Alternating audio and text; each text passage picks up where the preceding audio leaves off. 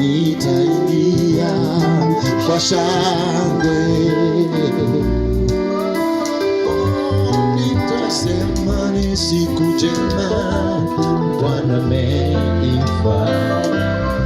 Nitafurahi kufika mbinguni, wakati nitajikuta mbinguni kwa Baba. Nitajua ya ulimwengu nimeshayaacha.